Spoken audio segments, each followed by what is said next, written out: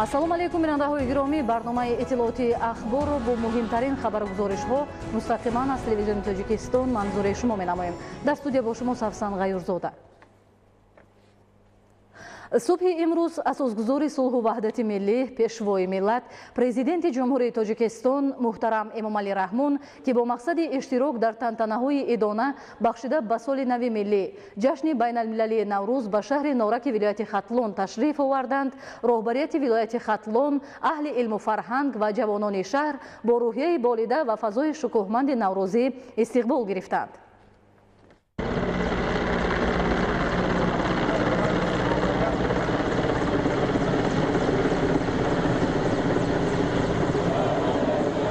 рӯзи 20 март асосгузори сулҳу ваҳдати миллӣ, пешвои миллат, президенти ҷумҳурии Тоҷикистон муҳтарам Эмомалӣ Раҳмон бо мақсади иштирок дар тантанаҳои идона бахшида ба соли нави миллӣ ҷашни байналмилалии Наврӯз, шиносоӣ бо рафти корҳои бунёдкорию созандагӣ ва ифтитоҳи як қатор иншооти таъиноти гуногун ба шаҳри Нораки вилояти Хатлон ташриф оварданд. Президенти ҷумҳурии Тоҷикистон муҳтарам Эмомалӣ Раҳмонро роҳбарияти вилояти Хатлон, аҳли илму фарҳанг ва ҷавонони шаҳри Норак бо рӯҳияи болида ва фазои шукӯҳманди наврӯзӣ истиқбол гирифтанд.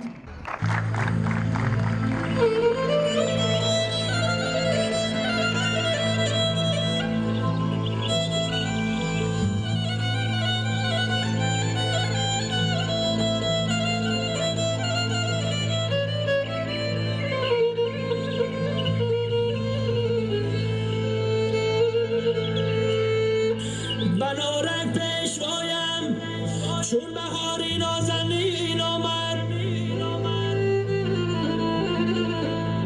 با استقبالی نوروزی صباحی عنبرین آمد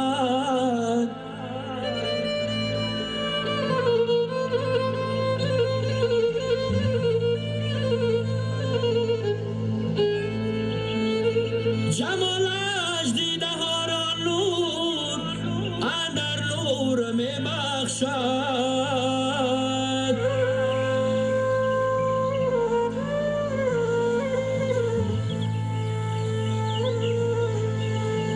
بهاری صلح و استقلال و وحدت آفرین آمد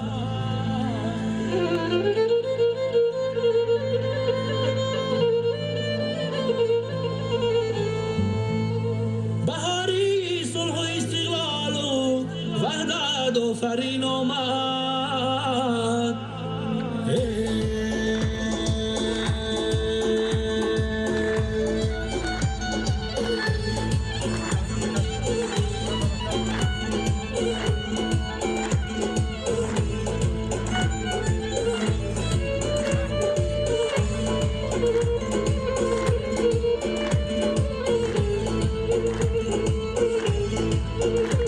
خوش باد و هوا دارد سیری چمنی دارد آبهای صفا دارد سیری چمنی دارد خوش باد و هوا سیری چمنی دارد آبهای صفا دارد سیری چمنی دارد هم کوهکی نار دارد هم باغ انار دارد هم کوهکی نار دارد هم باغ انار دارد هم منبع نور دارد سیری چمنی دارد هم منبع نور دارد سیری چمنی دارد اون در فلک و جهان چکن پوش شده است پشتی گوشی دختران سیاه گوش شده است این کرتهی زیبند عجب گل چکنای رخشنده چنان بهار مدهوش شده است رخشنده چنان بهار مدهوش شده است میتوان با افتخار تاجیک را فرخنده بود در هوایش با شرافت دستار و سخت کن در هوایش با شرافت دستار و سخت کن رسم و ایراکی مالی اون زیدم زینده کرد رسم و ایراکی مالی اون زیدم زینده کرد در دلی تاریخ نقشی این شرافت را بدون در دلی تاریخ نقشی این شرافت را بدون آمده خوش آمده پشوای ما از کدوم ها شاد شد دلهای ما آمده خوش آمده پشوای پشوای ما از کدوم ها شاد شدی های ما آمده دل از کدوم ها شاد شد قلب ها را مهری تو امداد شد پشوای سروری عالی مقام از سخاوت عالم دنیا شد آمده خوش آمده پشوای ما از کدوم ها شاد شدی های ما آمده خوش آمده پشوای ما از کدوم ها شاد شدی های ما آمده خوش آمده پشوای ما از کدوم ها شاد شدی های ما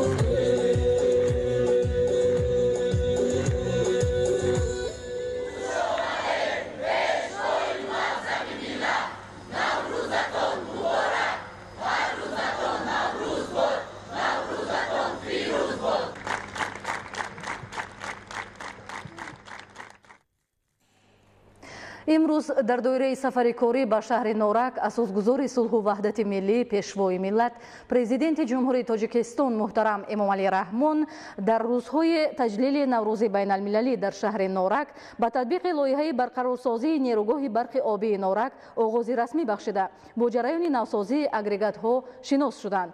мавриди зикр аст ки нерӯгоҳи барқи обии норак бузургтарин иншооти гидроэнергетикӣ дар осиёи марказӣ ба шумор меравад. агрегати якуми нерӯгоҳ 15 ноябри соли 1972 мавриди баҳрабардорӣ қарор дода шудааст. гузориши абдуваҳоби абдусаттор. 20 марти соли 2019 асосгузори сулҳу ваҳдати миллии пешвои миллат президенти ҷумҳурии тоҷикистон муҳтарам эмомалӣ раҳмон дар рӯзҳои таҷлили наврӯзи байналмилалӣ дар шаҳри норак ба татбиқи лоиҳаи барқарорсозии нерӯгоҳи барқи обии норак оғози расмӣ бахшида бо ҷараёни навсозии агрегатҳо шинос шуданд. нахуст ба сарвари давлат муҳтарам эмомалӣ раҳмон лоиҳаи барқарорсозии нерӯгоҳи барқи обии норак пешкаш гардид. мавриди зикр аст ки нерӯгоҳи барқи обии норак бузургтарин иншооти гидроэнергетикӣ дар осиёи марказӣ ба шумор меравад.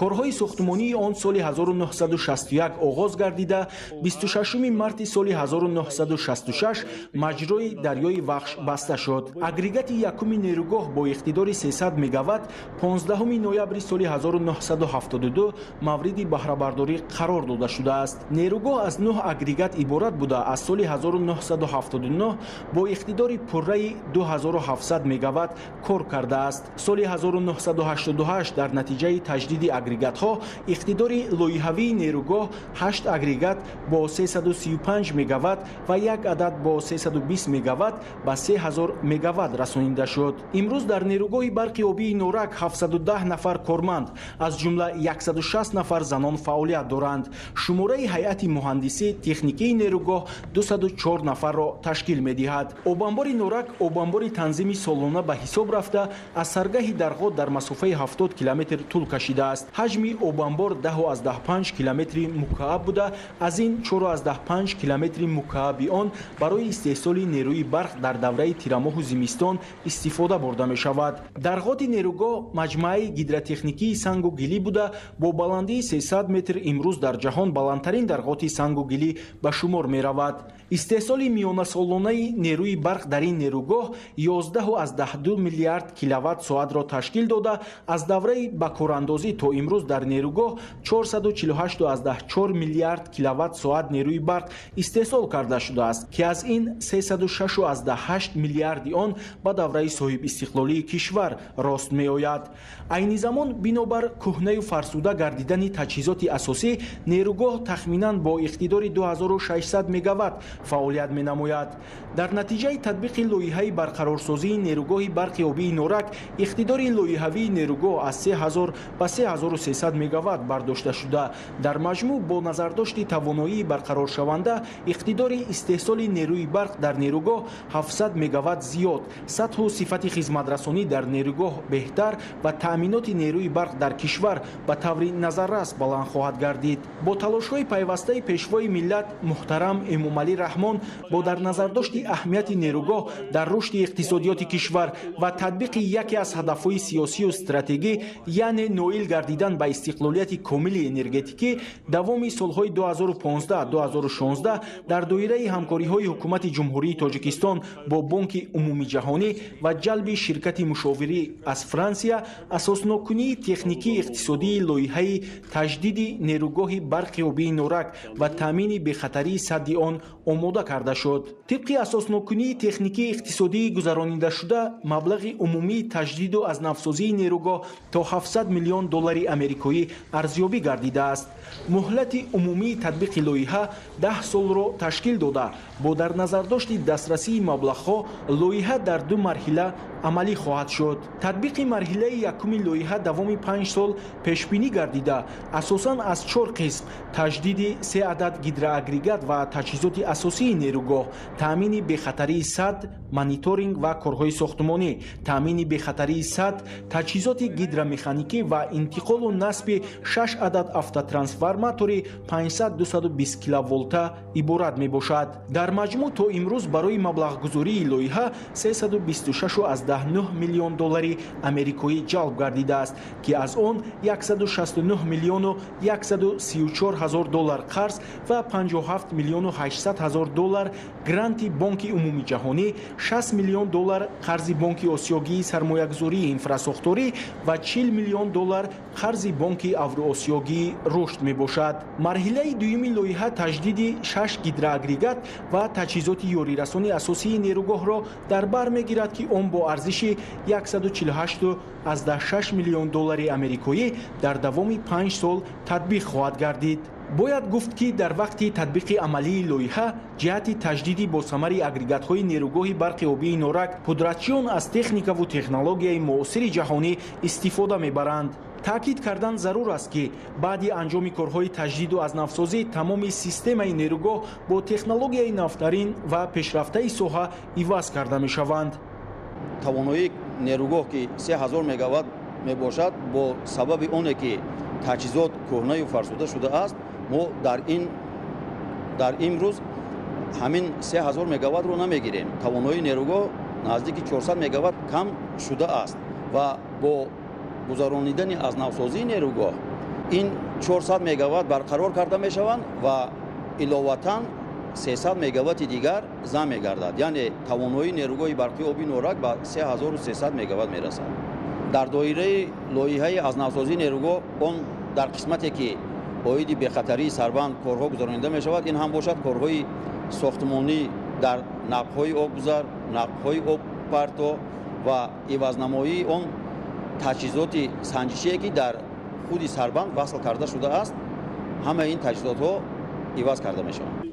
зимни шиносоӣ бо лоиҳаи барқарорсозии нерӯгоҳи барқи обии норак, президенти мамлакат муҳтарам Эмомалӣ Раҳмон ба роҳбарияти вазорати энергетика ва захираҳои оби ҷумҳурӣ барои назорати иҷрои босифати корҳо супоришҳои мушаххас дода, ба ширкати пудратии лоиҳа, ширкати австриягии Андриц Гидро, мушовири лоиҳа ширкати швейтсариягии Штуки Ltd ва зерпудратчии лоиҳа ширкати ватании Тоҷиксгем ҷиҳати татбиқи саривақтии лоиҳа маслиҳатҳои муфид пешниҳод намуданд. Андриц Гидро яке аз ширкатҳои бонуфузи ҷаҳонӣ оид ба истеҳсоли таҷҳизоти электромеханикии нерӯгоҳҳои барқи обӣ, таҷдиду азнавсозӣ ва баланд бардоштани иқтидорҳои агрегатҳои нерӯгоҳҳои барқи обӣ, пойгоҳҳои обкашӣ ва турбогенераторҳо ба шумор меравад. ширкат давоми таҷрибаи 175-солаи худ зиёда аз 31 000 адад турбинаҳоро бо иқтидори умумии 430 000 мегаватт истеҳсол ва таҳвил додааст. ширкати мазкур то имрӯз намояндагии худро дар тамоми минтақаҳои дунё аз ҷумла Ҳиндустон, Хитой, Иёлоти Муттаҳидаи Америка, Канада ва Бразилия таъсис дода, дар даҳҳо давлатҳои дигари ҷаҳон фаъолият намудааст. айни замон ширкат дар раванди амалисозии 16 лоиҳаи калонҳаҷ иштирок дорад. мавриди зикр аст, ки шурӯъ аз соли 2005 бо дастгирии шарикони рушд, корҳо вобаста ба тоза намудани сатҳи поёноби нерӯгоҳ, мониторинги бехатарии садди нерӯгоҳ, бунёди дастгоҳҳои тақсимкунандаи пӯшидаи элегазии 500 ва 220 киловолта, иваз намудани трансформатори генератори рақами 8 бо иқтидори 4 450 мегаватт ампер ва бо маблағгузории ширкати барқи тоҷик иваз намудани чархи кории агрегати рақами 3 ба роҳ монда шуд. аз ҷумла давоми солҳои 2010-2016 бо дастгирии бонки олмонии рушд ва бонки рушди осиё лоиҳаҳои барқарорсозии дастгоҳҳои тақсимкунандаи кушодаи 220-500 киловолта дар нерӯгоҳи барқи обии норак аз ҷониби ширкати олмонии алстом татбиқ карда шудааст. ёдовар мешавем ки президенти ҷумҳурии тоҷикистон муҳтарам эмомалӣ раҳмон зимни сафарҳои корӣ ба шаҳри норак дар доираи амалӣ намудани лоиҳаи барқарорсозии дастгоҳи тақсимкунандаи кушодаи 220 киловолта ва барқарорсозии дастгоҳи тақсимкунандаи кушодаи 500 киловолта 13 августи соли 2013 дар нерӯгоҳи барқи обии норак муҳимтарин қисмати ин иншооти стратегӣ дастгоҳи нави барқтақсимкунии элигазии 220 киловолта ва 27 апрели соли 2016 дастгоҳи тақсимкунандаи пӯшидаи элигазии 500 киловолтаро мавриди баҳрабардорӣ қарор доданд. таҷҳизоти асосии лоиҳаҳо дар корхонаҳои истеҳсолкунандаи аврупо аз ҷумла дар давлатҳои Швейтсария, Франсия, Италия, Олмон, Полша ва Испания истеҳсол ва ба ҷумҳурӣ таҳвил ва васлу насб карда шуданд. бартари ҳамин таҷҳизотҳо ҳамин ки ин таҷҳизотҳо яке аз таҷҳизотҳои пешрафтаи ҷаҳон мебошад ва инҳо дар масоҳати хеле кам ҷойгир мешаванд. таҷҳизотҳое ки дар вақти пеш буд ва иҳо дар масоҳати калон васл карда шуда буданд. бо дастгирӣ бевоситаи пешрои миллат ҳамин кор амалӣ гардид ва ин дастгоҳҳо ҳамаш истеҳсоли давлатҳои пешрафтаи ҷаҳон ба монанди фаронса, Олмон, Швейтсария ва дигар давлатҳо мебошанд.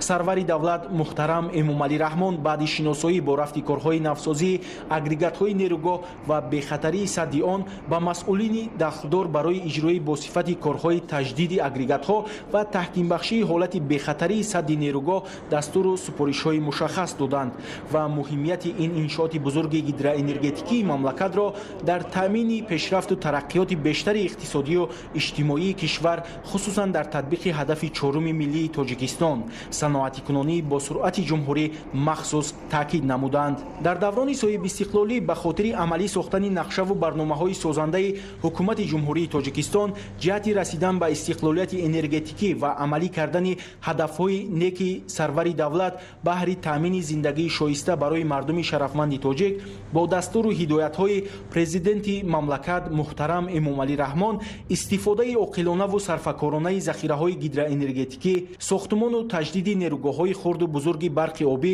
оғоз гардида хатҳои баландшиддати интиқоли нерӯи барқ ва зеристгоҳҳои барқӣ бунёд карда шуданд. оғози корҳои барқарорсозӣ ва бунёди нерӯгоҳи барқи обии Роғон ба кор андохтани агрегати якуми нерӯгоҳи барқи обии Роғон ба истифода додани хатти баландшиддати интиқоли нерӯи барқи 500 киловолтаи Душанбе Роғон ба кор андохтани дастгоҳҳои тақсимкунандаи пӯшидаи элигазии 500 киловолта ва 220 киловолтаи нерӯгоҳи барқи обии Роғон мавриди истифода қарор гирифтани нерӯгоҳҳои барқи обии Сангтуда 1, Сангтуда 2, Помир 1, нерӯгоҳи барқи обии Тоҷикистон дар баландии 3500 метр аз сатҳи баҳр дар ноҳияи дурдасти Мурғоб, маркази барқу гармидиҳии Душанбе 2, зеристгоҳҳои барқии 500 киловолтаи Душанбе ва Суғд, хати интиқоли барқи 500 киловолтаи ҷануб шимол, дастгоҳҳои тақсимкунандаи пӯшидаи элигазии 220 ва 500 киловолта дар нерӯгоҳи барқи обии Норак, зеристгоҳҳои барқии 220 киловолтаи Лолазор, Хатлон, Айнӣ, Шаҳристон, Шаҳринав, Геран 2, хатҳои интиқоли барқи 220 киловолтаи Лолазор, Хатлон, Тоҷикистон, Афғонистон, Хуҷанд Айнӣ, Қайроқом Суғд, Айни Рудакӣ ва оғози татбиқи воқеии лоиҳаи Кассаҳазор аз ҷумлаи комёбиҳои бузурги Тоҷикистон дар роҳи расидан ба истиқлолияти комили энергетикӣ мебошанд, ки таҳти роҳнамоии бевоситаи пешвои хиратманду дурандеш муҳтарам Эмомалӣ Раҳмон амалӣ карда шудаанд. бо татбиқи лоиҳаҳои мазкур дар 10 соли охир иқтидорҳои истеҳсолии системаи энергетикии кишвар 1320 мегаватт зиёд ва беш аз 1300 километр хатҳои интиқоли барқи баландшиддати 500, 220 ва 110 киловолта мавриди баҳрабардорӣ қарор дода шуданд. иқдомҳои навбатии созандаи президенти мамлакат муҳтарам Эмомалӣ Раҳмон дар самти расидан ба ҳадафҳои неки ҳукумати президенти ҷумҳурии тоҷикистон оғози таҷдиду азнафсозии нерӯгоҳҳои барқи обии норак, Сарбанд ва Қайроқум мебошад. Айни ҳол корҳои таҷдиду азнафсозии нерӯгоҳи барқи обии Сарбанд дар вилояти Хатлон идома дошта, моҳи майи соли 2019 таҷдиди нерӯгоҳи барқи обии Қайроқум дар вилояти Суғд оғоз мегардад.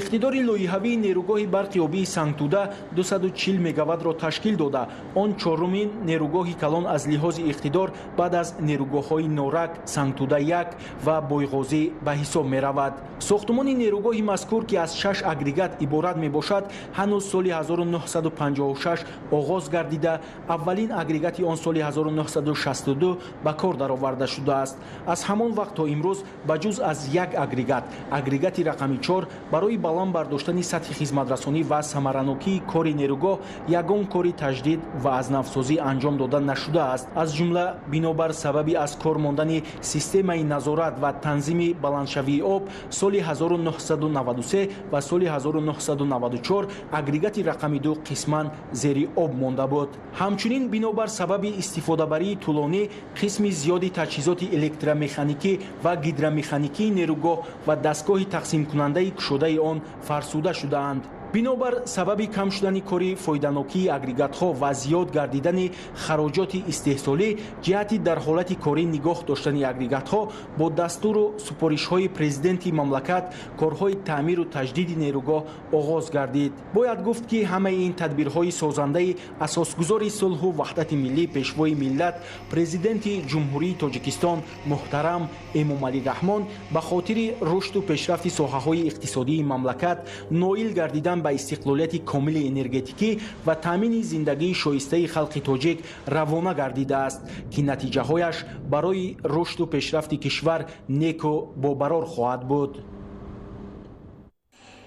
асосгузори сулҳу ваҳдати миллӣ пешвои миллат президенти ҷумҳурии тоҷикистон муҳтарам Эмомалӣ Раҳмон дар шаҳри Норак бо гузоштани санги асос ба корҳои сохтмонии як меҳмонхонаи замонавӣ оғози расмӣ бахшиданд. бинои меҳмонхона аз 4 ошёна иборат буда, дар таҳхонаи он бунёди толори варзишӣ, 2 ошёна, 2 ошхона, ҳаммом, буғхона, ҳавзи шиноварӣ ба нақша гирифта шудааст. гузориши хабарнигорони мо.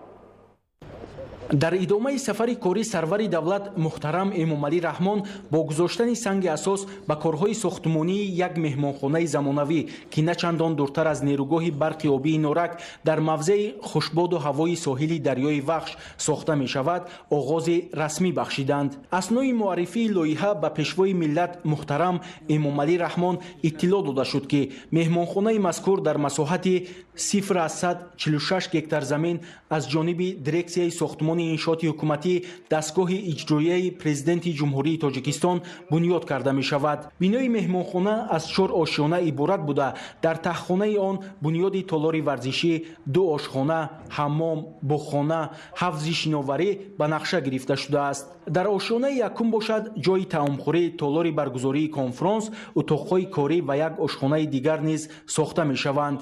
тибқи лоиҳа бунёди ҳуҷраҳои хоб, толори фароғатӣ, ҳаммом, ҳуҷраҳо барои меҳмонони олиқадр ва толори хурди варзишӣ дар ошёнаҳои сеюму чорум пешбинӣ гардидааст. ҳамчунин дар ҳудуди ин меҳмонхонаи замонавӣ биноҳои ёрирасон ва таваққуфгоҳ низ сохта мешаванд. имрӯз ҳамчунин коргоҳи нави истеҳсоли кошинҳои резинии ҷамъияти саҳомии пӯшедаи заводи таҷрибавии механикии шаҳри Норак мавриди истифода қарор гирифт, ки дар расми ифтитоҳи он асосгузори сулҳу ваҳдати миллӣ пешвои миллат президенти ҷумҳурии тоҷикистон муҳтарам Эмомалӣ Раҳмон иштирок намуданд. коргоҳи мазкур иқтидор дорад, ки дар як рӯз 35 метри мураббаъ ва дар як сол 9000 метри мураббаъ кошинҳои резинӣ истеҳсол намояд. 20 март бо иштироки асосгузори сулҳу ваҳдати миллӣ пешвои миллат президенти ҷумҳурии тоҷикистон муҳтарам Эмомалӣ Раҳмон коргоҳи нави истеҳсоли кошинҳои резинии ҷамъияти саҳомии пӯшидаи заводи таҷрибавии механикии шаҳри Норак мавриди истифода қарор гирифт. коргоҳи мазкур бо маблағи зиёда аз 3 миллион сомонӣ бунёд ёфта, иқтидори истеҳсолии он дар як рӯз 35 метри мураббаъ ва дар як сол 9000 метри мураббаъ кошинҳои резиниро ташкил медиҳад. дар коргоҳи нав бори нахуст аз шинаҳои автомобил ки фарсуда шудаанд 3 намуди маҳсулот истеҳсол гардида, ин номгӯи масолеҳи сохтмонӣ дар бунёди майдончаҳои варзишӣ, саҳни боғчаҳои кӯдакона ва роҳравҳо васеъ истифода карда мешавад. در عرفه جشن اجدادی ملت کهن‌بنیاد تاجیک بازدید پیشوای ملت از شهر نورک قدمی نیک و اقدام فیضبار می باشد. در قطار انشاءات‌های جشنی در شهر نورک و اشتراک پیشوای ملت افتتاح کردن باز یک کارگاه استحصالی در کارخانه ما پدیده الهام بخشنده محسوب می شود. باعث قناعتمندی است که طی سالهای اخیر به دستور و هدایت‌های فاضلانه پیشوای ملت و دستگیری حکومت مملکت روند از نوسازی و بنیادکاری در ساحه صنعت و استحصالات سرعت بی‌سابقه کسب نموده اقتدار و ظرفیت کارخانه وطنی افزوده ایستاده است. تشریف اساسگزار صلح و وحدت ملی پیشوای ملت پرزیدنت جمهوری تاجیکستان محترم امامعلی رحمان و کارخانه زواد تجزیه میخانی روحیه بنیادکاری کارمندان را بلند برداشته با زحمت و تلاش های دستجمعانه آنها تکان تازه خواهد بخشید. خط تکنولوژی کارگاه نوی استحصال کاشین‌های رزینی از جمهوری مردمی چین دسترس گردیده توسط آن تولید محصولات رقابت‌پذیر و جوابگوی زمان معاصر به راه مانده شده است.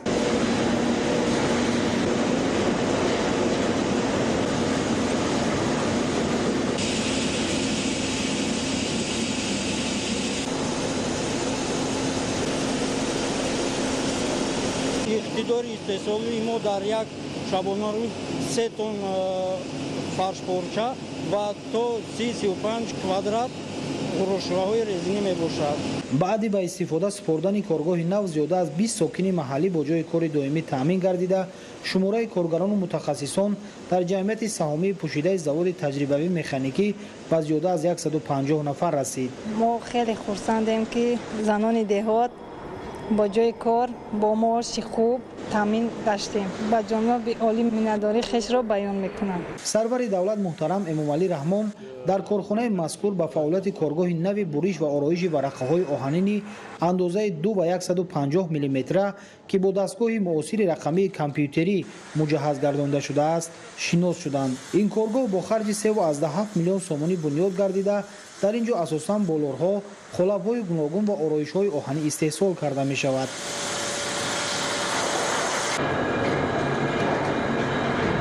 این محصولات هایی که از خود آهن از غوصی 2 میلیمتر تا 1.5 میلیمتر به کدام فرمایش شکلی با اون طرف آن بریش میکنند. یک زکات‌های در کار بود برای خود ساختمان نیروگاه روغن که پیش از بیرون دولت وارد میکردم. این حال همون رو ما در خود همین زواد ساخته برده در ساختمان برده رساندیم به فرمایشگر. کارخانه زیاده از 25 نمود محصولات استحصال میکند. در آینده با ما در پیش خود نقشه ماندیم که دستگاه نو وارد کنیم، جای کاری نو پیدا کنیم، دستگاه پیدا کنیم که آن دستگاه در خود تاجیکستان عین حال نباشد و این محصولات که باید استحصال کنیم برای خلق برای دولت فایده بیارد. اقتدار استحصالی کارگاه مذکور در یک سال کارکرد 3000 تن آهن را تشکیل می‌دهد. پیشوای ملت ضمن شناسایی به فعالیت کارگاه‌های نو که در آنها استحصال مسائل ساختمانی دارای صفت بلند و رقابت‌پذیر صورت می‌گیرد بهای بلند دادند و مسئولان دستور دادند که در برابر تأسیس جای‌های نو کاری با استفاده از شرایط امکانات موجوده استحصال محصولات وارد کننده را بیش از پیش افزون نمایند.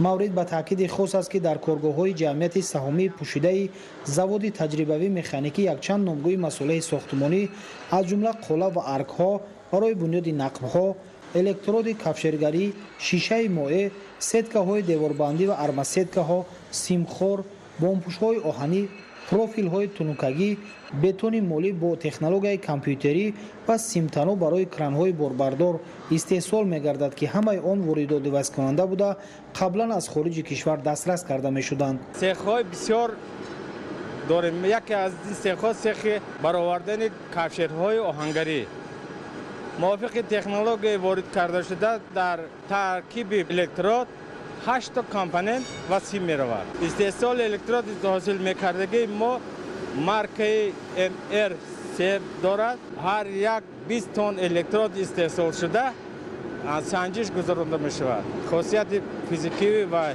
می سنجد بعد استحصالات وارد میکنیم.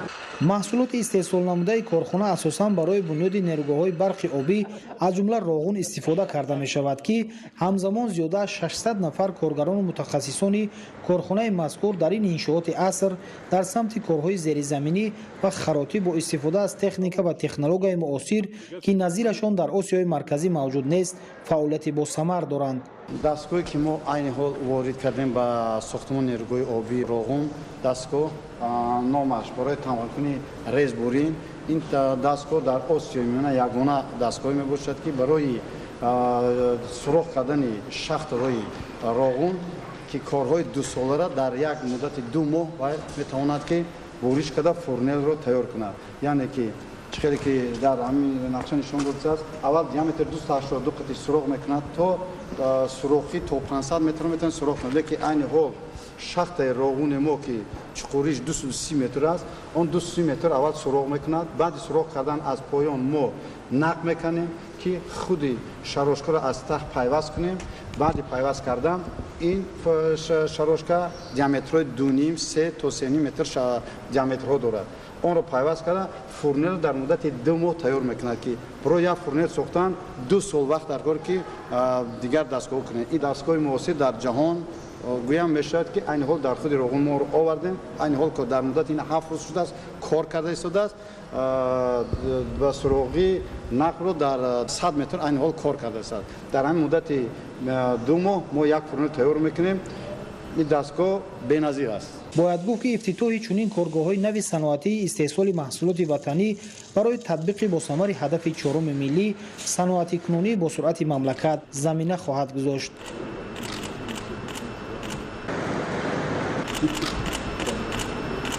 محمد علی سفر، بهادر قربان از شهر نورک برای برنامه اخبار.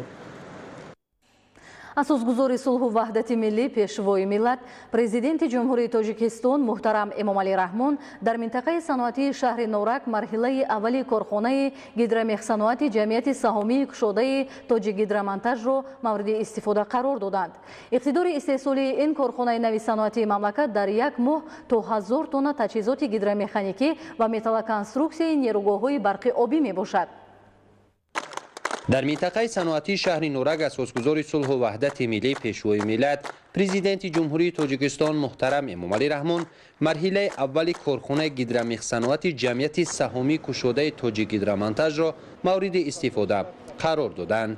اثنای شناسایی به سرور دولت اطلاع دادند که سمت فعالیت کارخانه استحصال تجهیزات گیدرومکانیکی و متالکنستروکسیون نیروگاه‌های برقی آبی بوده در تاجیکستان یگانه کارخانه به حساب می رود.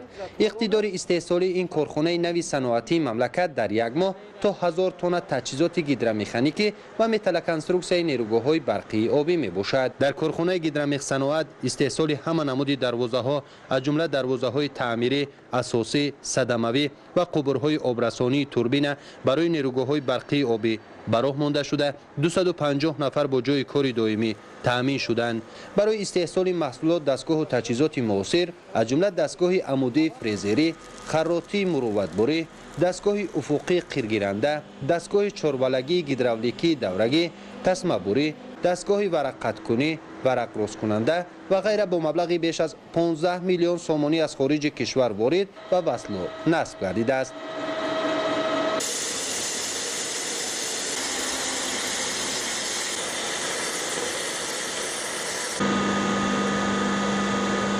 ما از جناب عالی بسیار می‌نداریم که در وطن خودمان همین خیلی کارخانه‌های صنعتی نو بنیاد کرده شده است.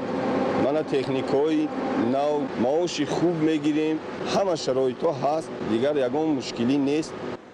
پرزیدنت جمهوری تاجیکستان محترم امامعلی رحمان و مسئولین جهت افزون نمودن اقتدار استحصالی و صادرات محصولات به خارج کشور دستور سپارش‌های مشخص دادند. گفته شد که چنین تجهیزات برای ساختمان نیروگاه‌های برقی آبی ضرور است و تو به امروز از فدراسیای روسیه و اوکراین آورده میشد و وزن هر یک کدام آن از 50 تا 190 تن را تشکیل می‌دهد.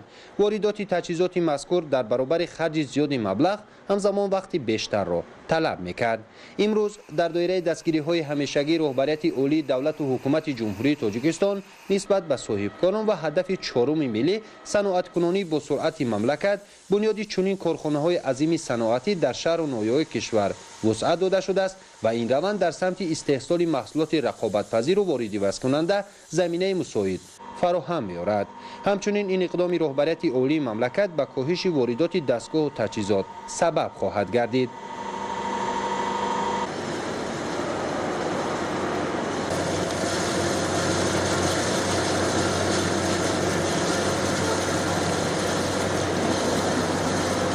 در دوره دستگیری پیوسته پیشوای معظم ملت محترم امام علی رحمان نسبت صاحبکاران به ما امکان دست داد که در یک مهلت کوتاه این کارخانه صنعتی را در شهر نورک بنیاد نماییم. کارخانه مذکور پورا فعالیتش به استحصال محصولات‌های وارد عوض کننده روانه گردیده امکانیت می‌دهد که تجهیزات‌های ضروری نیروگاه‌های برقی در داخل مملکت استحصال و اقدارهای انرژیتی به تجهیزات‌های خودی بنیاد نوسازی گردد. محصولاتی که استحصالش در این کارخانه بر راه مانده شده است قبلا از خارج وارد می‌گردید که اکنون امید است روند از میان برداشته می‌شود.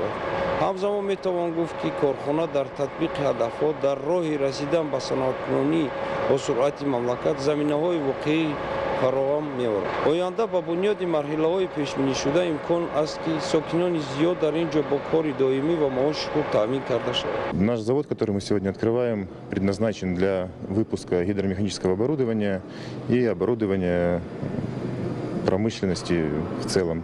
Мощности производства предприятия порядка 1000 тонн в месяц. Металлоконструкций, облицовок для ГЭС. Мы создали завод по оборудованию превосходящим, поэтому оборудование можно будет выпускать более объемное и более качественное, так как все станки новые. Специалисты высокого уровня, подготовленные специалисты, обученные, стажировка.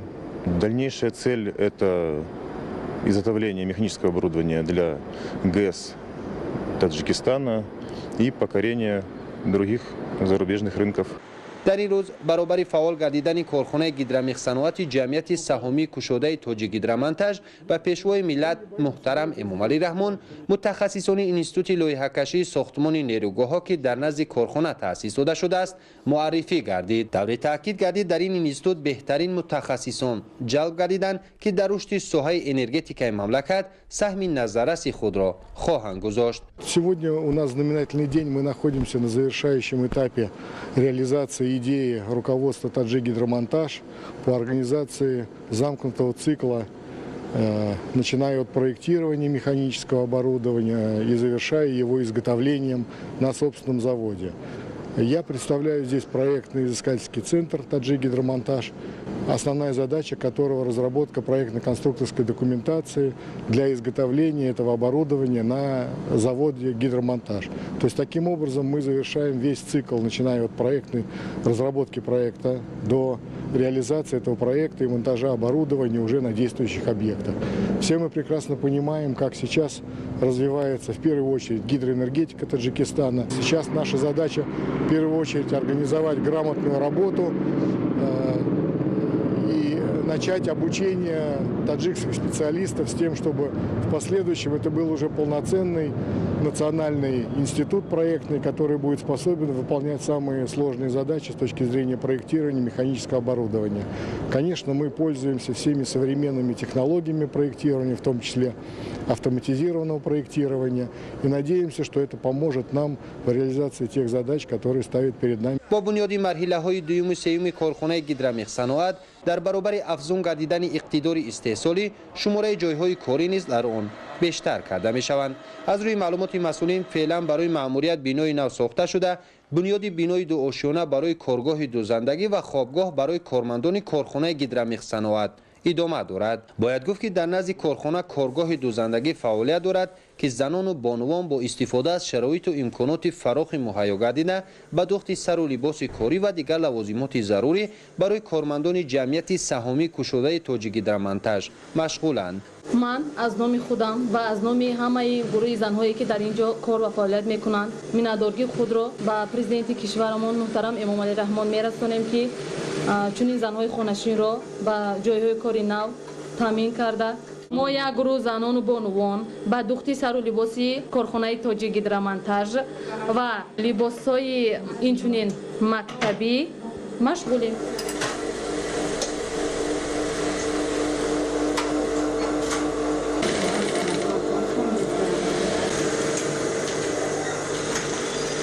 من عبدالله‌زاده امیده کارمند کارخانه تاجیک‌هیدرومنتاژ می باشم. طولی 8 ماه می شود که در این کارخانه کار و فعالیت می نمایم. در اینجا برای کارمندان تاجیک‌هیدرومنتاژ و برای مکتب بچگان هم نیز فرما تیار نموده پیشکش می نمایم. در جای بیناهای معماری و کارگاه دوزندگی قبلی ساختمان مرحله‌های آینده کارخانه آغاز خواهد گردید. کارخانه گیدرمیخ صناعت در برابر استحصال دروازه‌های تعمیری اساسی صدموی و قبرهای آبرسان توربین این تجهیزات‌ها را با جلب متخصصان محلی در نیروگاه‌های برقی آبی وصل و نصب می‌نماید. در دوران صاحب استقلالی برابر بنیاد نیروگاه‌های خرد و بزرگ برقی آبی همزمان تجدید و نوسازی نیروگاه‌های موجوده ادامه داشته، این کارخانه نوبنیاد صنعتی امکان می‌دهد که با خرج کمی مبلغ و صرفه وقت تجهیزات ضروری با صفت بلند در داخل مملکت استحصال و دسترس گردد.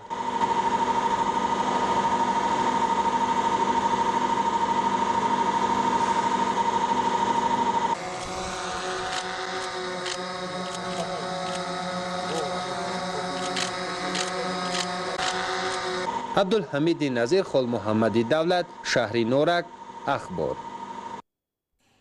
در شهر نورک اساسگذار صلح و وحدت ملی پیشوای ملت پرزیدنت جمهوری تاجیکستان محترم امامعلی رحمون نشان دولتی جمهوری تاجیکستان را به استفاده دادند.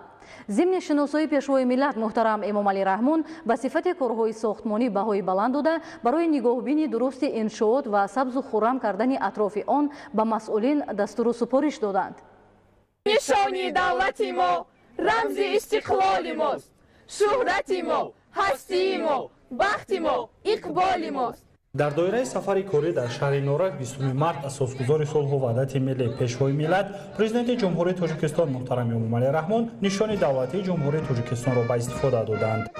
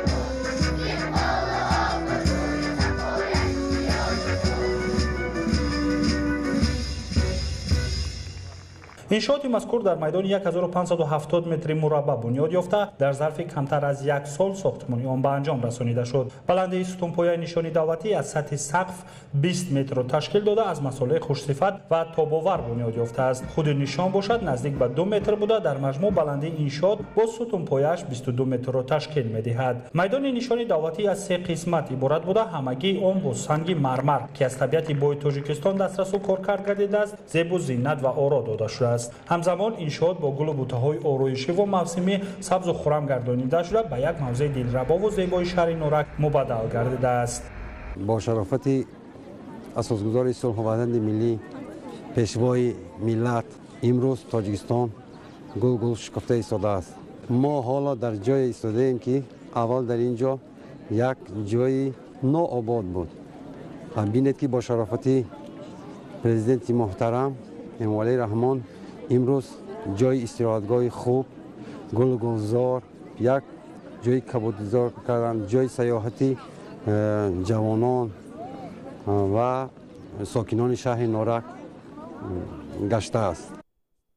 дар доираи корҳои сохтмонӣ ҳамчунин роҳҳои мошингарди гирду атрофи иншоот мунфарш ва ба талаботи замон мувофиқ гардонида шуд. майдони нишони давлатӣ пурра чароғон карда шуда шабонгоҳ иншоотро 76 адад чароғакҳои поядор ва сутунпояву нишонро 10 чароғаки пур иқтидор равшанӣ хоҳад дод. аз ду ҷониби майдони нишони давлатии ҷумҳурии тоҷикистон гӯшаҳои алоҳида барои шиноидани гулу бутаҳои ороишӣ бунёд ёфта пурра бо тавораҳои панҷарадори алюминӣ зебу оро дода шудааст. зимни шиносоии пешвои миллат эмомалӣ раҳмон ба сифати корҳои сохтмонӣ баҳои баланд дода барои нигоҳубини дурусти иншоот ва сабзу хурам кардани атрофи он ба масъулин дастуру супориш доданд. дар сохтмон бисёр сангҳои мармари ҷумҳурии тоҷикистони худамо истифода бурда шудаанд ва гирду атрофи он аз панҷараҳои алюминии тоҷик истифода карда бурда шуда васл шудаанд. масоҳати умумии нишони давлатии ҷумҳурии тоҷикистон дар шаҳри норак буда 1570 метри мураббаъро ташкил медиҳад. аз он давраи он бошад 40 метр. баландии нишони давлатӣ дар шаҳри норак сохта шуда дарозиш баландиш 22 метрро ташкил мекунад. дар ин иншоот наздик ба 40 адад нишастгоҳ насб гардида то 200 дарахти сояафкану ҳамеша сабз шинонида шудааст. ҳудуди ҳарду майдон пурра майсазор гардида ҳамчунин дар дохили иншоот як ҳавахона бунёд гардид. майдони нишони давлатии ҷумҳурии тоҷикистон ва гирду атрофи он бахусус шомгоҳон зебову нотакрор буда бо системаи муосири равшанидиҳӣ таъмин карда шудааст. дар шафати нишони давлатӣ ду майдони сайру саёҳат низ барои сокинон сохта шуд. мавзеи навбунёд мутобиқ ба талаботҳои замон буда бешубҳа ба макони сайру саёҳат ва истироҳати сокинону меҳмонони шаҳри норак табдил хоҳад ёфт.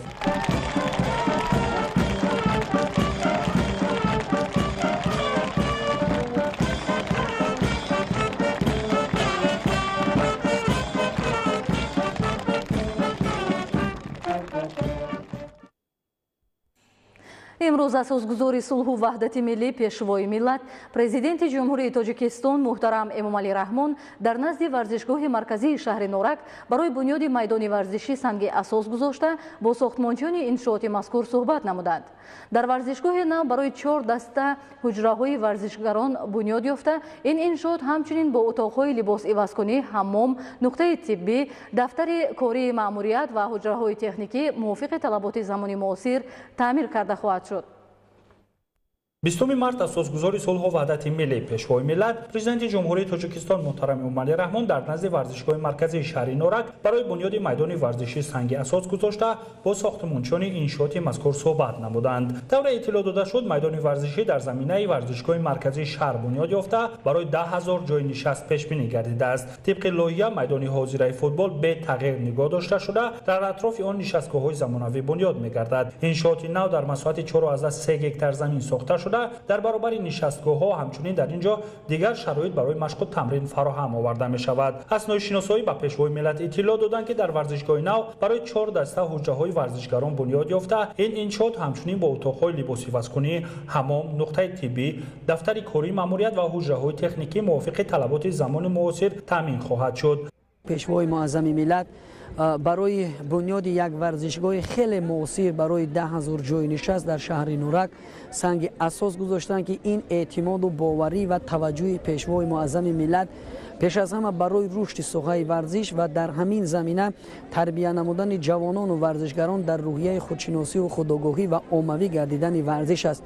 аз номи тамоми ҷавонони вилояти хатлон ва варзишгарони вилояти хатлон арзи сипосу миннатдории ҷавонону варзишгаронро ба пешвои муаззами миллат ба президенти ҷумҳурии тоҷикистон муҳтарам эмомалӣ раҳмон баён менамоем. барои обутоби бадан дар ин иншоот толорҳои алоҳидаи машқу тамрин дар назар дошта шудааст ки ҳар кадоми он бо ҳуҷраҳои либосивазкунӣ ва мағоза таъмин мегарданд. тибқи лоиҳаи таҳия гардида дар варзишгоҳ боз дигар биноҳои ёрирасонӣ сохта мешавад. аз ҷумла сохтмони зеристгоҳи барқӣ, майдон барои партов, ҳавзи оташхомӯшкунӣ, таваққуфгоҳ барои нақлиёт ва майдонҳо барои бозии баскетболу волейбол. зимни шиносоӣ бо тарҳи варзишгоҳи мазкур президенти ҷумҳурии тоҷикистон муҳтарам эмомалӣ раҳмон ба масъулину сохтмончиён барои иҷрои саривақтии корҳо, назорати қатъии сифат ва истифодаи масъулаи баландсифат дастуру маслиҳатҳои муфид доданд.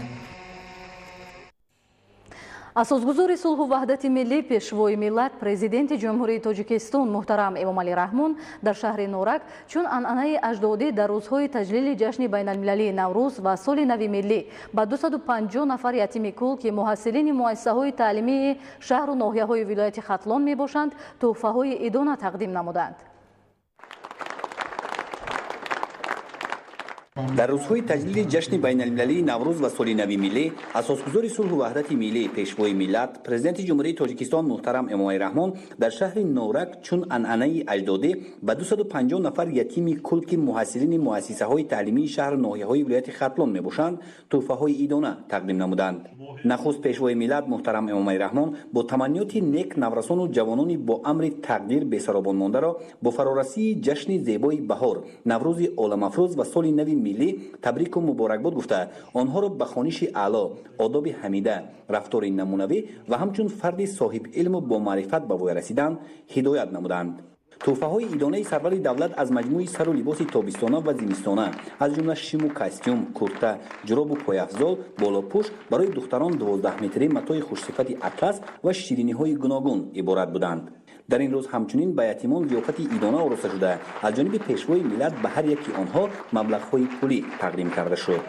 طبق اطلاع امروز در ولایت ختلان 648 نفر یتیم کل به قید گرفته شده است و تحفه‌های ادانه راهبری دولت به همین ترتیب به باقی مانده 400 نفر نیز دسترس کرده می شود. پرزیدنت مملکت محترم امامعلی رحمان تاکید نمودند که دست یاری دراز کردن به نفران نیازمند از بهترین خصلت‌های انسانی محسوب یافته. این عمل را در جمهوری چون عنعنه نکوی نیاگان در عرفه همه عید و جشن‌ها شخصان سخاوت‌پیشه و خیرخواه انجام می‌دهند. دولت و حکومت جمهوری تاجیکستان در سیاست اجتماعی خود فراهم آوردن شرایط ارزنده تحصیل برای نورسان و جوانان به خصوص نفران بی‌پرستار و فرزندان عائله‌های نیازمند را در نوبت اول قرار داده است. همین است که همساله برای باز هم بهتر نمودن شرایط تعلیم و بود و باش یتیمان در مکتب اینترنت های مملکت و با جای کار تامین شدن و شرفیاب گردیدن این قشر جامعه به زندگی ارزنده کارهای نظررس و ثمره بخش انجام داده می شود. یتیمان شهر ناحیه‌های ولایت ختلان به پیشوای ملت محترم امامعلی رحمان برای دستگیری‌های پیوسته اظهار منتداری نموده ابراز داشتند که علم‌های معاصر را از بر می‌نمایند و همچون دانشمند به وای رسیده با احترام و ارزش‌گذاری به ارزش‌های ملی در رشد و پیشرفت من بعده مملکت سهم ارزنده می‌گذارند. من منتگذاری خود را از نام خود و از نام کل یتیمان به پیشوای ملت محترم امامعلی رحمان می‌رسانم. ما فخر از آن میکنیم که در چنین دولت آباد و آزاد عمر به سر میبریم و در تمام مؤسسه‌های تعلیمی برای ما یتیمان شرایط‌های درکاری مهیا گردیده است و ما یتیمی خود را حس نمی‌کنیم. برای آنکه ما یتیمی خود را احساس نکنیم برای ما تمام شرایط را مهیا ساخته است و ما باید بر عوض تمام غمخوری‌های پیشوای ملت مکتب را با بهای خوب و اعلی ختم کرده و یک شخصی با معرفت و با سواد شویم. پیش از همه ما کل یتیمان ناحیه شهر توس منتداری خود را به پیشوای ملت امامعلی رحمان میرسانیم. ما وعده میدهیم که مکتب را با بهای خوب و اعلی ختم نموده به وطن و دولت خودمان خدمت میکنیم. در این روز خوشنودی و بایدروحی یتیمانی کل را حد و کنار نبود، زیرا هر کدام آنها صاحب تحفه های ارزشمند ایدانه گردیدند و با سرور سخاوت پیشه و دوراندیش خود صحبت صمیمی انجام دادند. асосгузори сулҳу ваҳдати миллӣ пешвои миллат президенти ҷумҳурии тоҷикистон муҳтарам эмомалӣ раҳмон дар шаҳри норак дар вазъияти тантанавӣ парчами давлатиро барафрохтанд. парчами давлатӣ дар ин макони сераҳолии шаҳр ба хотири арҷгузорӣ ба муқаддасоти миллӣ ва дар доираи тадбирҳои ободонию созандагӣ бунёд гардидааст.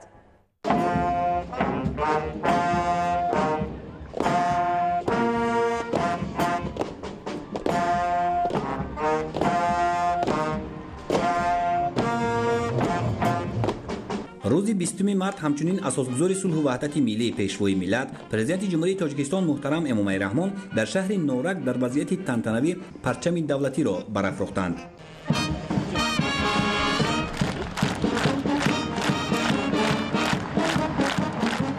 پرچم دولتی با صدا دادن سرود ملی در فضای آرام و آسوده وطن در مرکز شهر نورک پرتوافشان کرده شد.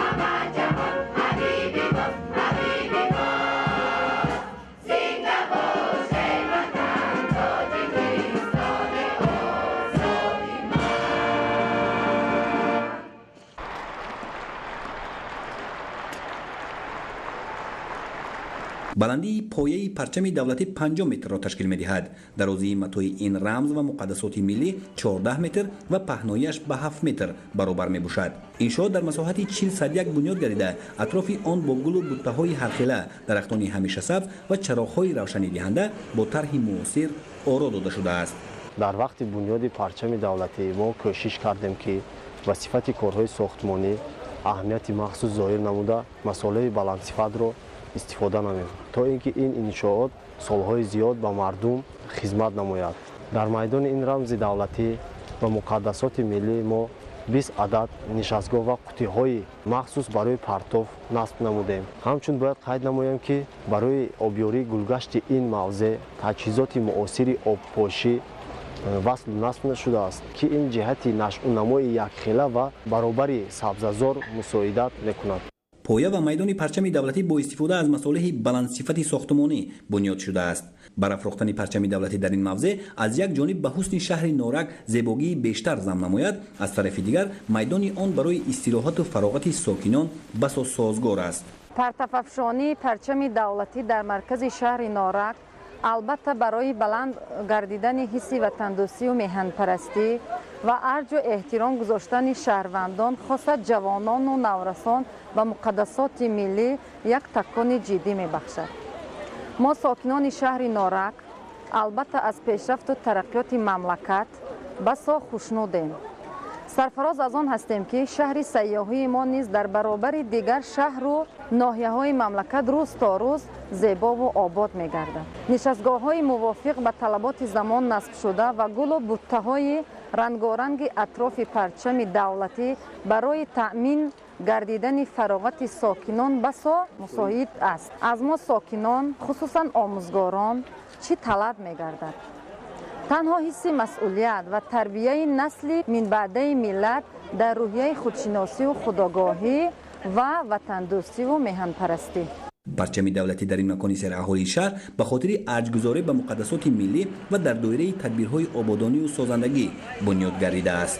در زمینه سیاست سفمربخش سازنده راهبرد عالی مملکت در همه شهر و ناحیه‌های جمهوری کارهای آبادانی وسعت یافته مثال مردم تاجیک به زندگی شایسته مشرف گردید.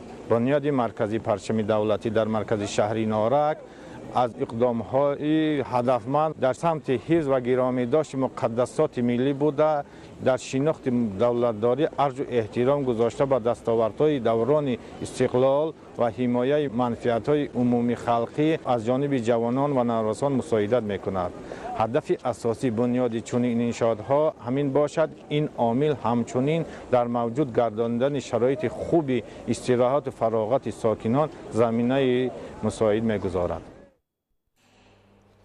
асосгузори сулҳу ваҳдати миллӣ пешвои миллат президенти ҷумҳурии тоҷикистон муҳтарам эмомалӣ раҳмон дар доираи сафари корӣ дар шаҳри нораки вилояти хатлон дар вазъияти тантанавӣ аз рӯи муҷассамаи асосгузори аввалин давлати тоҷикон шоҳ исмоили сомонӣ пардаро бардошта онро ифтитоҳ карданд.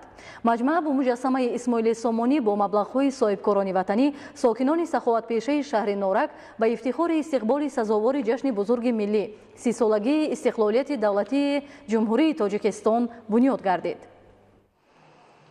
20 март дар доираи сафари корӣ дар шаҳри нораки вилояти хатлон дар майдони марказии шаҳр асосгузори сулҳу ваҳдати миллӣ пешвои миллат президенти ҷумҳурии тоҷикистон муҳтарам эмомалӣ раҳмон дар вазъияти тантанавӣ аз рӯи муҷассамаи асосгузори аввалин давлати тоҷикон шоҳ исмоили сомонӣ пардаро бардошта онро ифтитоҳ карданд. баландии пояи муҷассама 7.5 ва худи муҷассама 7 метрро ташкил медиҳад. муаллифони муҷассамаи барқади шоҳ исмоили сомонӣ ҳайкалтарошон аъзоёни иттифоқи рассомони тоҷикистон мансур маҷидов ва рустам ҳоҷибоев мебошанд. маҷмӯа бо муҷассамаи исмоили сомонӣ бо маблағҳои соҳибкорони ватанӣ сокинони саховатпешаи шаҳри норак ба ифтихори истиқболи сазовори ҷашни бузурги миллӣ сисолагии истиқлолияти давлатии ҷумҳурии тоҷикистон бунёд гардид. майдони назди муҷассама бо фаввораҳо, гулгашту хиёбон бо гулҳои тару тоза ва растаҳо, бо чароғҳои рангаву курсиҳо оро дода шудааст.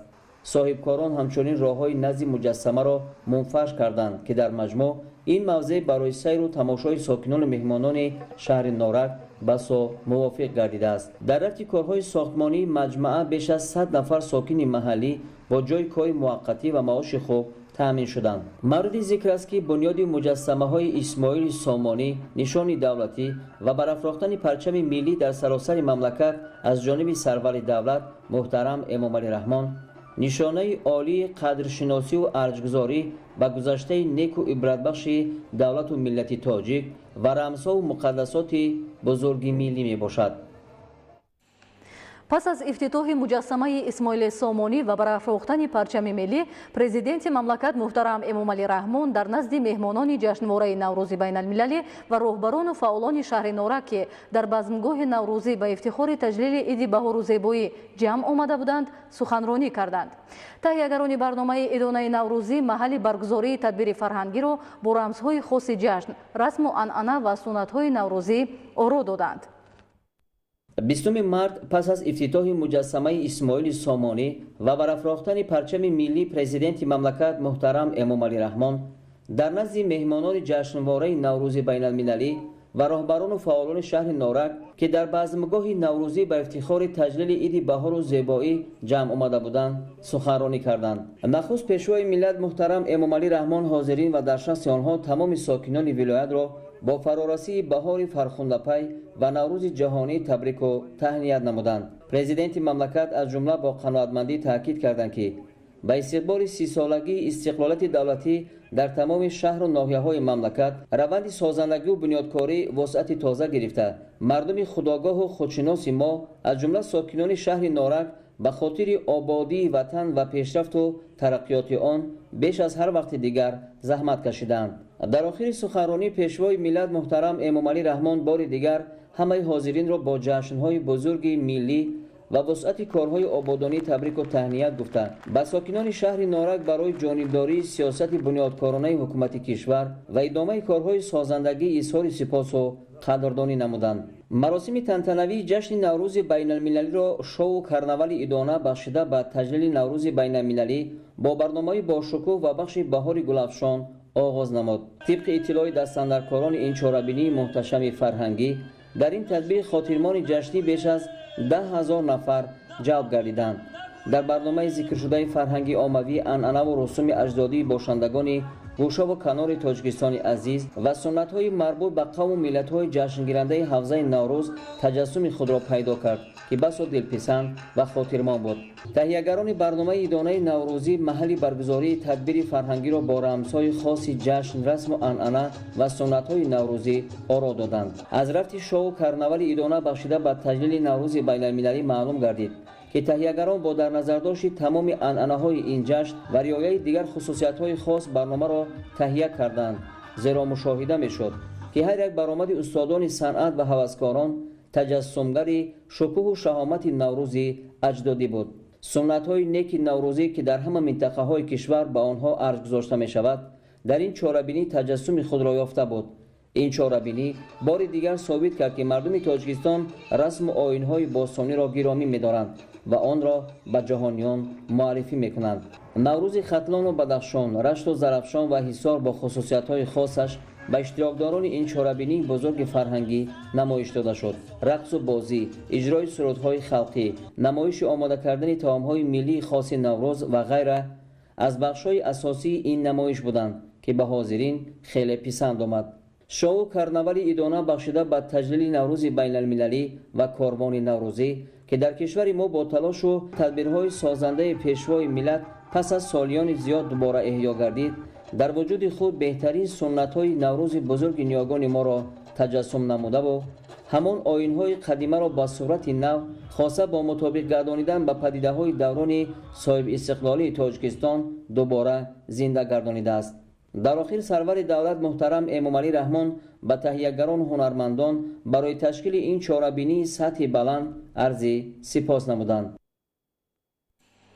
اسосгузори сулҳу ваҳдати миллӣ пешвои миллат президенти ҷумҳурии тоҷикистон муҳтарам эмомалӣ раҳмон зимни суханронӣ дар базмгоҳи наврӯзӣ ба ифтихори таҷлили иди баҳору зебоӣ дар шаҳри норак аз ҷумла таъкид доштанд ки мардуми тоҷик наврӯзро дар давоми ҳазорсолаҳо ҳамчун яке аз оинҳои беҳтарини миллӣ аз насл ба насл ба мерос гузошта то замони мо расонидаанд. Президенти ҷумҳурии Тоҷикистон асосгузори сулҳу ваҳдати миллӣ, пешвои миллат муҳтарам Эмомалӣ Раҳмон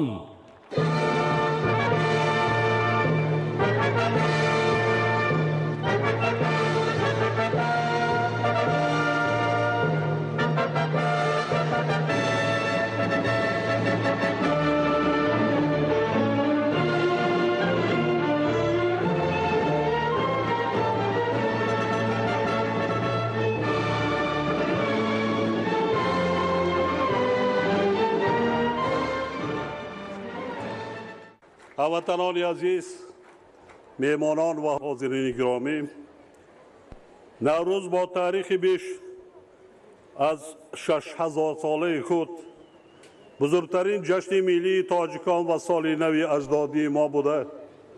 نیاکان نیکنام ما آن را از زمانهای خیلی قدیم تجلیل می کردند. آمدن بهار و احیای طبیعت را با شادی و خرسندی و با اشتراک خرد و بزرگ دیار استقبال می گرفتند. در این لحظه هایی که همه ما در عرفه فرارسی این جشن بزرگ بین المللی قرار داریم، تمام مردم شریف تاجیکستان، هموطنان برون مرزی، تاجیکان و فارسی زبانان عالم، خلقهای حوزه تمدن نوروز، زیایان مملکت، نمایندگان کارپوس‌های دیپلماتی و همه شما حاضرین گرامی را صمیمانه تبریک میگویم. همچنین مهمان عزیز کشورمان پرزیدنت جمهوری تاتارستان جناب مینیخانов رستم نورگالیویچ را به تاجیکستان و تنتنه‌های نوروزی امروزه خیر مقدم گفته مردم دوست تاتار را که نوروز در دیار آنها نیز وسیع تجلیل می‌گردد به افتخار این جشن بین المللی تبریک می‌نمایم.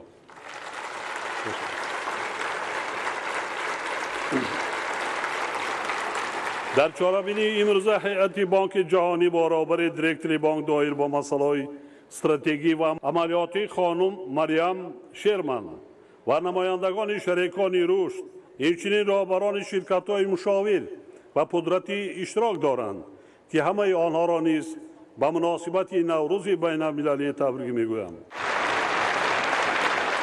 مردم تاجیک نوروز را در دام هزار سالها همچون یکی از آیین‌های بهترین ملی از نسل به نسل به میراث گذاشته تا زمان ما رسانیدند.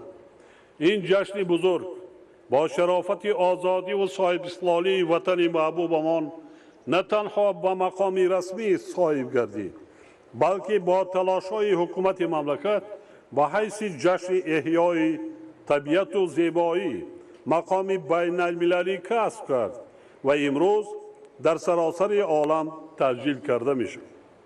این برای مردم کهن بنیاد تاجیک افتخار بزرگ و باعث سربلندی و سرفرازی هر یک ساکن تاجیکستان می باشد. جوهر تاریخی و فرهنگی این جشن سعادت و پیروزی اهل بشر بوده. انسانها را به همدیگر فهمی و همزیستی آسایشته، نکوکاری و سازندگی، دوست داشتن و احتیاط کردن طبیعت و نعمت‌های آن هدایت می‌نماید. این مسئله خصوصاً در زمان ما که انسانیت بر اثر روندهای جهانی شوی و گرم شوی اقلیم با مشکلات بی‌سابقه روبرو آمده است، اهمیت فوق‌العاده مهم دارد. محض همین عامل باعث گردید که سازمان ملل متحد جشن نوروز را به صفت جشن جهانی اعتراف کرد و تجلیل آن را در مناطق مختلف سیاره توصیه نمود. در ایام نوروزی گیردی هم آمدن، به دیدار یکدیگر رسیدن و با شرکت خرد و بزرگ صرف نظر از سن و سال و ملت و مذهب برگزار نمودن آیین‌های نوروزی اصل ملی و مردمی آن را تشکیل می‌دهد. واقعاً تاریخ نوروز هیچ رابطه با جهانبینی دینی و مذهبی و سیاسی و نژادی ندارد و بشردوستی و بزرگداشت انسان و طبیعت اصل آن به شمار می رود. قابل تاکید است که عمر نوروز حتی از یکی از قدیمترین آیین‌های دین زرتشتیه قریب 2 برابر زیاد می باشد. نوروز جشن اعتدال شبانه روزی، ایام توازن زندگی، آغاز کارهای کشاورزی، کشتکار بهاری و همه گونه تشبس‌های سازنده می باشد. چون مردم طبیعتاً از سرمای طولانی زمستان رنج میبرند، آمدن گرمی و بیداری طبیعت را به عنوان احیای زندگی در قالب نوروز با خرسندی زیاد جشن میگیرند. امسال ما تصمیم گرفتیم که تنتنه‌های نوروز را با اشتراک میهمانان و زایران کشور در شهر نارک ولایت ختلان دایر نماییم. ساکنان ختلان از قدیم ایام با مهربانی و ارادتمندی، دلیر و شجاعت، زحمت دوستی و آبادگری و خویشتن‌شناسی و هویت خواهی مشهور گردیدند. از قدیمترین سرچشمه‌ها معلوم است که ساکنان خوتل باستانی در حیث آیین و جشن‌های اجدادی نقش بسا ارزشمند گذاشته. امروز نیز در این مسیر استوارانه قدم می‌گذارند که تنتنه‌های نوروز بین المللی در شهر نارک گواه این گفته‌ها میباشد. نارک شهر انرژتیکا و صنعتیان بوده در پیشرفت کشور عزیزمان سهمی بزرگ دارد. ساختمان نیروگاه برقی آبی نارک که بزرگترین نیروگاه برقی آبی در منطقه آسیای مرکزی به شمار می رود، سال 1967 آغاز یافته 15 نوامبر سال 1972 نخستین اگریگات آن با اقتدار 300 مگاوات به استفاده سپاریده شد. سال 1979 نیروگاه با اقتدار 2700 مگاوات پورا به فعالیت شروع نمود. ولی در نتیجه فعالیت طولانی نیروگاه و فرسوده شدن تجهیزات تکنولوژی امروز اقتدار لایحه‌ای آن 400 مگاوات کم گردیده است. از سال 2005 با دستگیری شریکان رشد کارها وابسته با تازه نمودن سطح پایان‌یاب نیروگاه، مانیتورینگ بی‌خطری سربندی آن، بنیادی دستگاه‌های تقسیم کننده پوشیده الیگازی 500 و 220 کیلووات با مبلغ عمومی 900 میلیون سومانی انجام داده شدند. با در نظر داشت اهمیت نیروگاه در رشد اقتصادیات کشور و پیشگیری نمودن کاهش اقتدار آن، حکومت تاجیکستان سالهای 2015-2016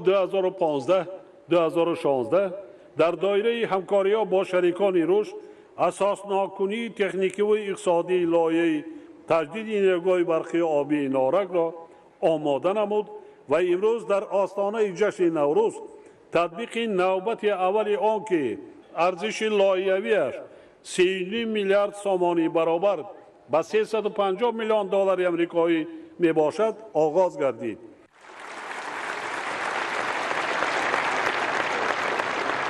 تجدید نیروگاه نارک در دو مرحله با جلب قریب 7 میلیارد سومانی در مدت 10 سال عملی کرده می شود.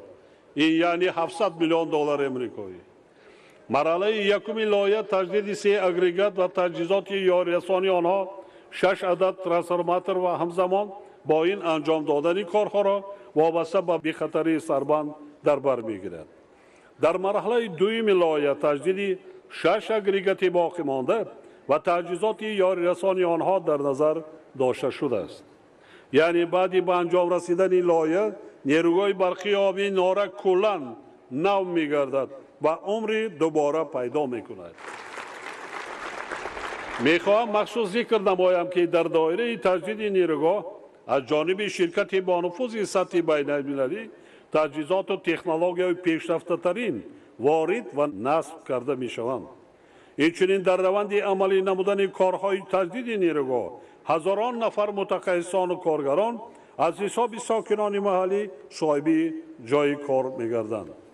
باید گفت که در نتیجه تطبیق لایحه اقتدار لایحه‌ای نیروگاه از 3000 تا به 3300 مگاوات زیاد گردیده. با در نظر داشت اقتدارهای از دست رفته در آن 700 مگاوات اقتدار علاوه‌ای مورد استفاده قرار داده می شود. در این زمینه تأمینات اهالی و اقتصادات کشور با برق به طور نظررس بهتر می گردد که این عامل بی‌واسطه به تطبیق یکی از هدف‌های استراتژی ملی صنعت کنونی، افزایش اقتدار صادراتی کشور و شغل اهالی مساعدت می‌نماید. علاوه بر این موقع تاجیکستان همچون کشور استحصال کننده نیروی برق از منبع‌های تجدید شونده و تطبیق کننده اقتصادی سبز در مقیاس سیاره باز هم تحکیم می‌یابد.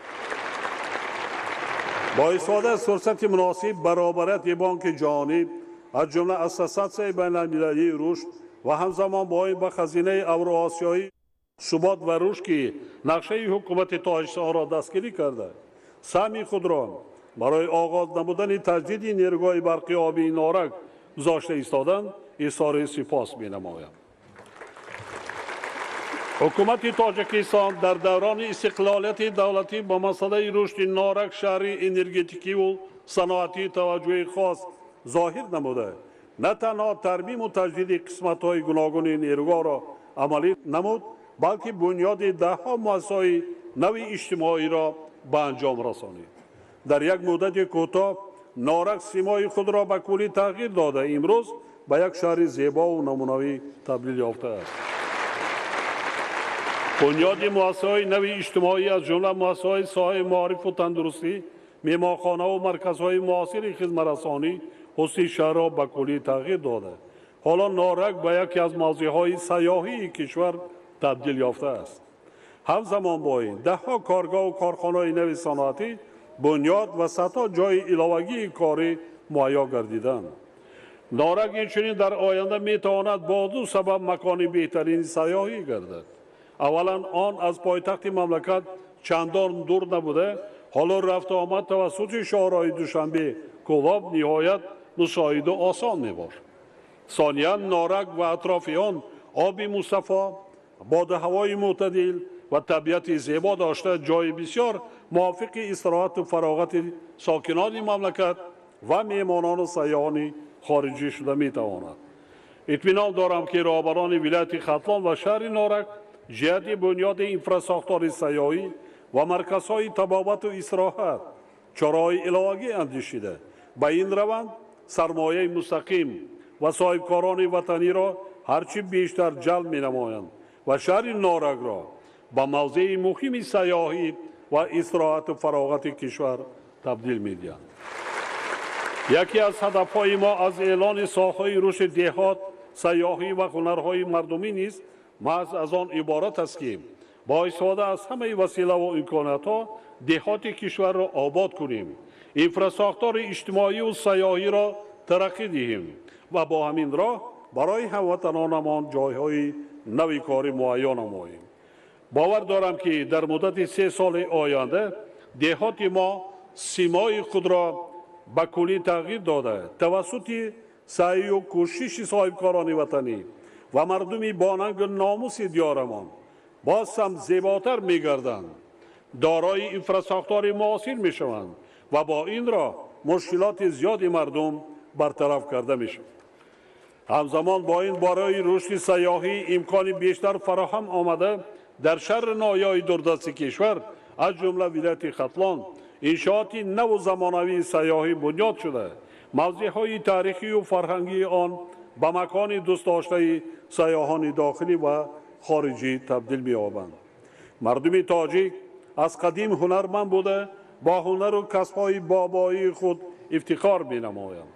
در این 3 سال امیدواریم که هنرهای مردمی در کشور باز هم رشد کرده محصول مهنت هنرمندان ما به جهانیان بیشتر معرفی می‌گردند. یکی از تعامل و آیین‌های نوروز نیز هنوز از آغاز پیدایش آن آبادکاری و سازندگی می‌باشد. گذشتگان ما در روزهای نوروزی با نیت نیک تکوسی آبادی‌های گوناگون را می‌گذاشتند، میدان‌های کیش را وسیع می‌کردند و برای آسودگی و فراوانی هر یک خاندان زمینه مهیا می‌ساختند. ما نیز باید این عنعنه شایسته نوروزی را ادامه بخشیده برای آبادی و سرسبزی کشورمان تلاش نماییم و از خود برای آیندگان یک ملک آباد و کشور پیشرفته و ترقی کرده را به میراث گذاریم. بسیار رمزی است که در روز 2 نوروز جامعه جهانی روز جهانی آب را تجلیل می‌نماید. آب نیز به مثل نوروز رمز پاکیزگی و آبادی، سعادت و نشاط و ادامه حیات میباشد. خوشبختانه تاجیکستان عزیز ما دارای ذخیره‌های بزرگی آب بوده، عین زمان در مسائل مربوط به آب در روزنامه جهانی رشد مقام کشور پیشبرنده را کسب کرده است. با تشبث کشور ما مجمع عمومی سازمان ملل متحد سالهای 2018 2028 را 10 ساله بین المللی عمل آب برای رشد استوار اعلان کرده است که بعد 2 روز یعنی 22 مارس سال 2 10 ساله آغاز می‌یابد. اطمینان دارم که ساکنان کشورمان در دایره چاره‌بینی‌های این تشبث بین المللی و خصوصا در روزهای نوروز به خاطر استفاده عاقلانه ذخیره‌های آب و دیگر ثروت‌های طبیعی، حفظ محیط زیست و به این وسیله حل و فصل نمودن مشکلات وابسته به آب سعی و تلاش بیشتر می‌کنند. بار دیگر فرارسی جشن مبارک و بزرگ نوروز را به تمام مردم شریف تاجیکستان، کل تاجیکان و فارسی زبانان جهان، خلق و ملت‌های عالم که آن را تجلیل می‌کنند و به همه شما حاضرین محترم مهمانان عزیز صمیمانه تبریک گفته آرزومندم که بخت و سعادت و خیر و برکت در هر خاندان کشورمان و صلح و آرامی ثبات سیاسی و وحدت ملی در تاجیکستان صاحب استقلال ما جاودانی باشد. نوروزتان پیروز باد. هر روزتان نوروز باد. سلامت باشید.